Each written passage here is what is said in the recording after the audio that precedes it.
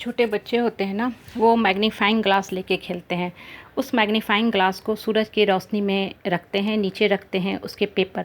अब सूरज की जो सारी किरणें आती हैं, रे आती हैं, एक जगह फोकस हो जाती हैं, कन्फाइंड हो जाती हैं, कंसंट्रेटेड हो जाती हैं और वहाँ से ऊर्जा निकलती है, एनर्जी निकलती है, वो पेपर को जला देती है।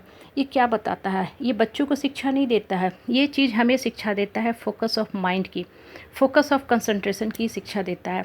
हम फोकस करते हैं जीवन में, किस चीज़ पे फोकस करते हैं? आउटसाइड वर्ल्ड पे फोकस करते हैं, लोग हमारे बारे में क्या कह रहे हैं, लोगों की मेरे बारे में क्या राय है, क्या फीडबैक है, हम इस चीज़ पे फोकस करते हैं। क्या कभी हमने अपने अंतर्मन पे फोकस किया है?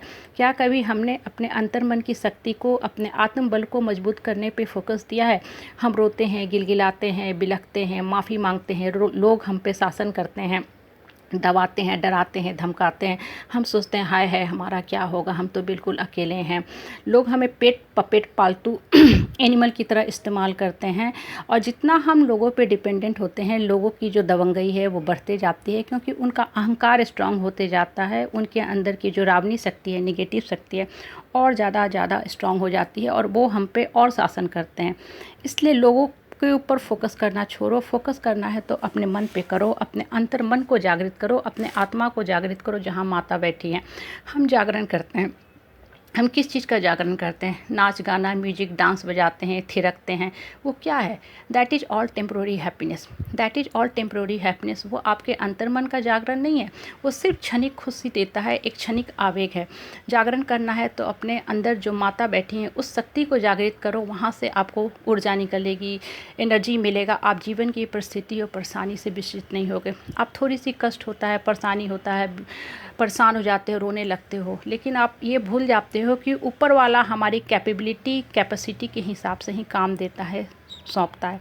लेकिन हम अपने कर्म पथ से विचलित हो जाते हैं, हमारा फोकस लोगों पे चला जाता है कि लोग मेरे बारे में क्या सोचते हैं, और हम ये भूल जाते हैं कि जो फीडबैक देते हैं वो उस आदमी की मानसिक दशा के हिसाब से चलता है, हमारे मानसिक दशा के हिसाब से नहीं चलता है। हम कोई कंटेंट लिखते हैं, नेट पे डालते हैं, फेसबुक पे डालते हैं, व्हाट्सएप पे डालते हैं, वो हमारे मन की दशा को देता है। लेकिन हमारा फोकस अपने कंटेंट पे नहीं होता है, हमारा कंसंट्रेशन होता है कि लोगों ने कितने लाइक किए, कितने डिसलाइक किए। लाइक किए तो खुश होते हैं, डिसलाइक किए तो हम नाराज़ हो जाते हैं। इनफैक्ट हमने अपने जीवन के सारे कंट्रोल दूसरे को दे दिए हैं। तो हम दूसरे के अप्रूवल, एक्सेप्टेंस, एप्रिसिएशन का वेट करते हैं कि दूसरे हमको अपने ढंग से नचाते हैं, अपने ढंग से हमारा इस्तेमाल करते हैं, दूसरे हमें सिर्फ़ और सिर्फ अपने स्वार्थ के हिसाब से पूछते हैं। लेकिन जिस दिन हमने अपनी लाइफ पे फोकस कर लिया, अपने जीवन की गाड़ी को खुद चलाना सीख लिया, हम स्ट्रांग होते चले जाते हैं। क्लास में एक 90% लाता है बच्चा, उसका कॉपी 30% लाने वाला बच्चा क्या कभी चेक कर सकता है? वो तो यही बोलेगा सब गलत लिखा हुआ है। तब फिर लाइफ में हम अपने जीवन का सारा कंट्रोल दूसरों के हाथ में क्यों दे देते हैं? हमारा जीवन, हमारा कर्म हमारे मानसिक दशा को बतलाता है। जिसकी जैसी सोच होती है उसकी वैसी जीवन की दिशा बनती है, दशा होती है। इसलिए हमेशा अपने लाइफ पे फोकस रखो। हम हर्ट पे तो फोकस करते हैं, लेकिन हील होने पे कभी फोकस नहीं करते हैं। जो लोग आपको दुख देते हैं, दर्द देते हैं, हर्ट देते हैं, उनके ऊपर वाला अपना फोकस रखे हुए हैं। ऊपर वाला टाइम आने पे उनका उस ढंग से ट्रीटमेंट करेगा, इलाज करेगा।